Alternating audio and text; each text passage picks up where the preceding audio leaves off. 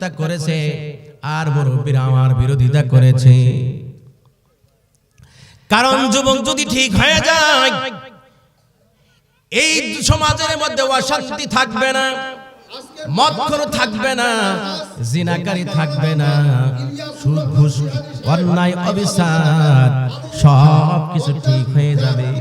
যুবক তুমি যদি ঠিক হয়ে যাও, সমাজ এমনি এমনি ঠিক হয়ে যাবে। নবীজি এটাকে বলেন, যুবকরা আমাকে সহযোগিতা করেছে, সারা জীবন আমার বিরোধিতা করেছে হলো মুরব্বীরা। মুরব্বীরা রাগ করবেন না, আপনি একদিন যুবক ছিলেন, যুবক কালে যদি ভালো কাজ করে থাকি, বুড়া বয়সে করতে পারি না। আল্লাহ রাব্বুল আলামিন যুবক কালে যে ইবাদত করেছেন, ওই সময় পরিমাণ সওয়াব আল্লাহ তাআলা আপনার আমলনামা লিখে দিবেন। দুনিয়ার বুকে যারাই হক কথা বলেছি, অন্যায়ের প্রতিবাদ করেছে, দুনিয়ার বুকে তাদের একের পর এক তসবির গোটার মতো মুসিবত এসেছে। কিন্তু মুসিবত আসার পর ইমানদারে কোনদিন ঈমান থেমে থাকে না, ঈমানের পাওয়ার শুধু বাড়তেই থাকে। ও বন্ধুরে, এই আয়াত নিয়ে গতকাল আলোচনা করেছিলাম, তাফসীর করতে পারবো না, একটু টাচ দিয়ে যাই বন্ধু।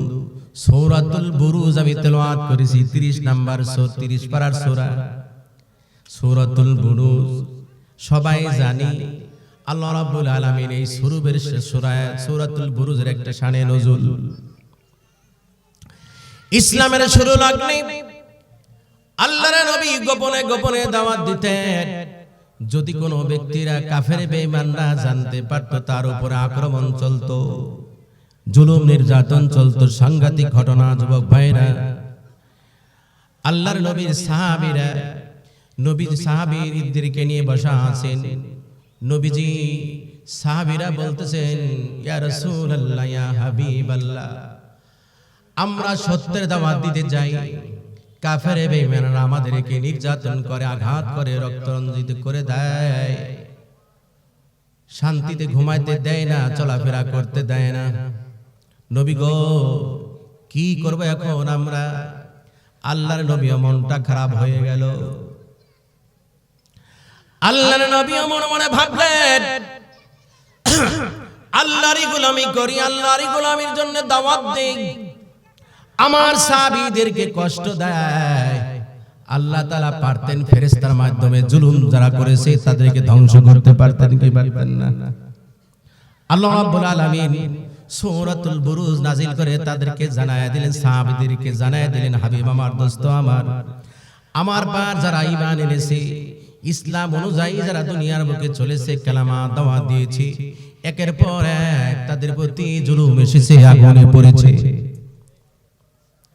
ফাঁসির কাস্টে তাদের ঝোলানো হয়েছে। নবীগণ আসহাবের উখদুদের ঘটনা আল্লাহ তাআলা জানিয়ে দিলেন।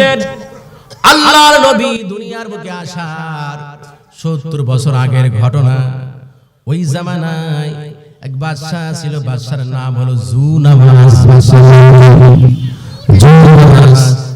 এই বাদশা বড় জালেম ছিল, নিজেকে খোদা মানত, নিজেকে খোদা দাবি করত। এই বাদশা এত জালেম ছিল, ঈমানদারদেরকে একের পর এক তাদের উপরে জুলুম করেছে, দুনিয়া থেকে বিদায় দিয়েছে। যারাই তাদের বাদশাকে খোদা মানে নাই, তাদেরকে দুনিয়া থেকে বিদায় দিয়েছে। এর মধ্যে একটা চমৎকার ঘটনা। আসলে মুসলমানের মতো যদি মুসলমান হওয়া যায়, শত শত বেঈমান যদি এক কাতারে থাকে, কয়েকজন মুসলমান এক কাতারে, শত শত বেঈমানরা মুসলমানের তাকবীরের কারণে তারা পালাতে বাধ্য। ঠিক কি না জোরে বলেন? মুসলমান হলো সিংহর জাতি, এরা কোন বিড়ালের জাতি না। সিংহ যেই জায়গায় থাকে হুঙ্কার ছাড়ে অন্য জানোয়ার পালাতে বাধ্য হয়। আজকে মুসলমান আমাদের ঈমানের পরিচয়, আমাদের নিজের পরিচয় হারিয়ে ফেলেছি। এই জন্য আজকে ইহুদি নাসারারা আমাদের একের পর এক টর্চারি করতেছে, জুলুম করতেছে, নবীকে নিয়ে ব্যঙ্গ করতেছে, কোরআন নিয়ে ব্যঙ্গ করে, মুসলমানকে ঘায়েল করে। একটাই কারণ, আজকে আমরা মুসলমান ঠিক নাই। কারণ জাতি ভাই যদি আমরা ঠিক না থাকি, প্রতিবেশী যদি কষ্ট দেয়, ওই বাড়িওয়ালা সবচেয়ে বেশি কষ্টের মধ্যে থাকে।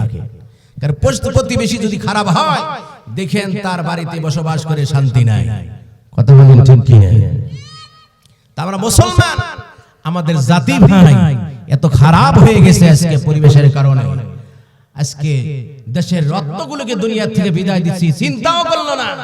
নেতা খুশি করতে যাইয়া, বেঈমানকে খুশি করতে যাইয়া আমার দেশের যোগ্য এই উত্তরসূরিদেরকে দুনিয়া থেকে বিদায় দিচ্ছে, তা একটু চিন্তাও করে না।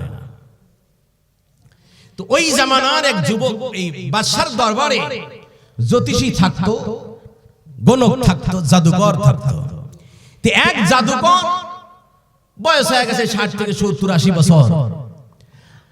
এই যে জাদুবিদ্যা শিক্ষা দেয়, জাদু করে, বাদশাকে একদিন ডেকে বলতেছে, বাদশা নামদার, আমার তো অনেক বয়স হয়ে গেছে, আমি তো আর বেশি দিন বাঁচবো না, তাই একজন মেধাবী ছাত্র দেন, যুবক দেন, আমার উত্তরসূরি বানায় যেতে চাই, আমার বিদ্যাটা তাকে শিক্ষা দিতে চাই। বাদশা এলাকার মধ্যে তন্ন করে লোক তালাশ করে এক যুবককে ধরে আনলো, মেধাবী যুবক। না গেলে তো সমস্যা, কাল্লা থাকবে না। যুবককে আনার পরে বাদশাহ দরবারে হাজির করছে। এই যুবক খুব মেধাবী, আমি খবর পাইলাম সারা দেশের মধ্যে, এলাকার মধ্যে সবচেয়ে মেধাবী যুবক, সুন্দর চেহারা, সুঠাম দেহের মালিক, মেধা, তীক্ষ্ণ মেধা, বলতে দেরি, মুখস্থ হইতে দেরি না, এরকম আছে না? পানি দরকার, কেউ তো নাই। এই যুবককে যখন জাদুকরের হাতে দিল, যে এটাকে দিলাম, আপনি শিক্ষা দেন, যা বলে সাথে সাথে মুখস্থ। এই পাদ্রী, এই জাদুকরের কাছে আসতে এক খ্রিস্টান পাদ্রী, আলেম, উনি ধর্মের শিক্ষা দেয়, জান্নাত জাহান্নামে তিনি আলোচনা করেন। আসার সময় একদিন এরকম দেখে অনেক মানুষ সেখানে আলোচনা শুনতেছে, চোখের পানি বের হচ্ছে। উনিও যা পিছনে বসলেন। বসার পরে দিলের মধ্যে পরিবর্তন। এই পরিবর্তন হতে হতে একদিন এমন হইল, বাদশার দরবারে আর আসতে চায় না, এরকম মাঝে মধ্যে আসতে দেরি করে আসতো। লম্বা চড়া ঘটনা। আসার পরে যেই জাদুকর তাকে মারতো, যে দেরি করে আসে কেন, ছাত্র মানুষ গালমন্দ করত। আবার আসার সময় দেরি করতো, যাওয়ার সময় আবার ওই দরবারে বসতো। হেদায়েত যদি কারো কপালে থাকে, অল্প ওয়াজই যথেষ্ট। আর ডাইরেক্ট জিবরাইল ওয়াজ করলে কাজ হবে না, কারণ নবীজি নিজে ওয়াজ করেছেন আবু জেহেলকে, ফায়দা হয়েছে। কথা বলেন, ফায়দা হয় নাই। অথচ সালমান ফার্সি কত শত শত মাইল দূর থেকে এসে তিনি কালেমা পড়ে মুসলমান হয়েছেন।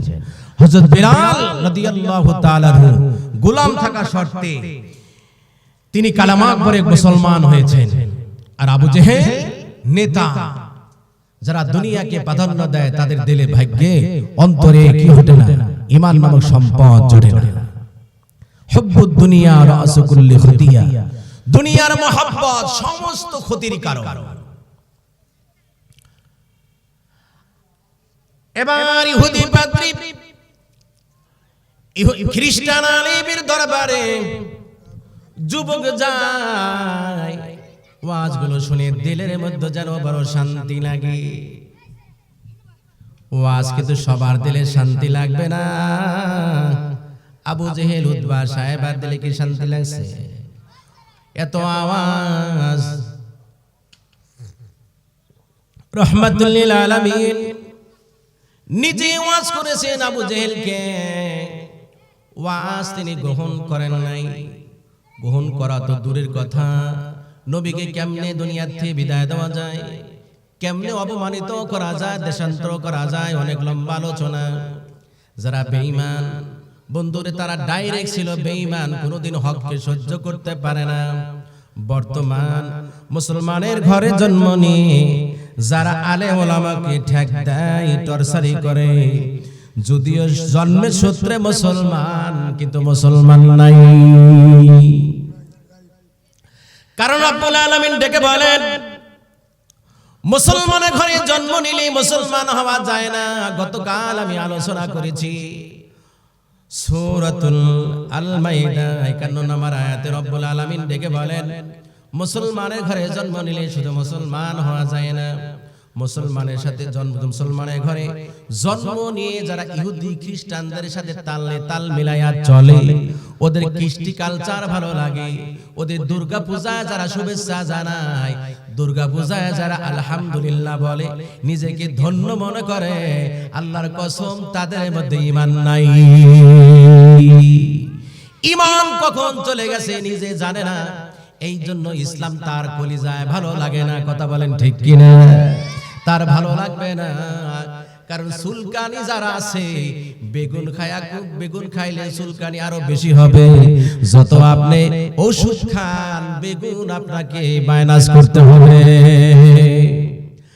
আপনি মুসলমান দাবি করেন আর ইহুদি নাসারাকে আপনি বন্ধু হিসাবে গ্রহণ করবেন, কখনো না।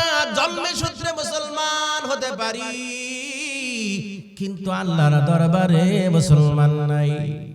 মুসলমানি বুয়াদগরদান নেহাদান ইনানে খুদ বদস্তে খাজাদান গরব সুরত আদমি সাবুদে আহমদ আবু জাহল হ্যাঁ এক সাবুদে।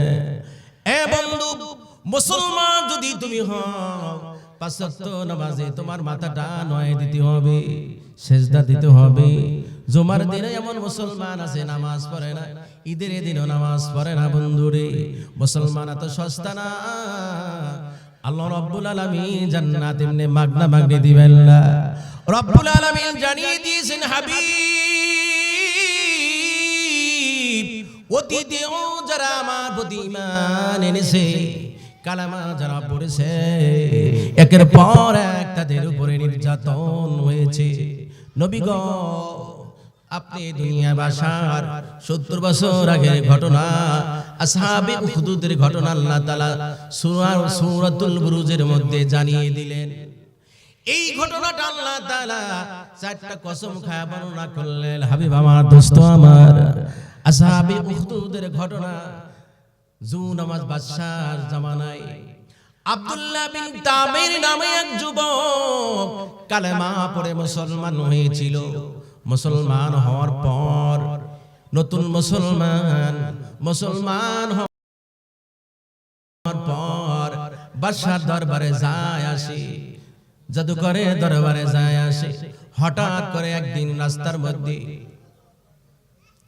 বিশাল বড় একটা জানোয়ার, ভয়ানক জানোয়ার, বনের মধ্যে যত জানোয়ার থাকুক, বাঘ সবচেয়ে বড় ভয়ানক, শিকার করে, কঠিন তার থাবা। ভয়ানক একটা বাঘ রাস্তার মধ্যে বসা, ওই দিক থেকে মানুষ আসতে পারে না, এই দিক থেকে যেতে পারে না সামনের দিকে। এমত অবস্থায় আব্দুল্লাহ বিন তামির মনে মনে ভাবলেন, এই তো আজকে সুবর্ণ সুযোগ, যেতে পারে না। লক্ষ্য করে দেখে রাস্তার পার একটা বড় বাঘ বসা আছে। আব্দুল্লাহ বিন তামির ডেকে বলতেছেন, হায় রে, এতদিন পাদ্রী দরবারে গিয়েছি, জাদুবিদ্যা আমি শিখেছি, জাদুঘরের কাছে গিয়েছি, তার ধর্ম ঠিক না, আমার দিল সাক্ষী দেয়। খ্রিস্টান আলেমের কাছে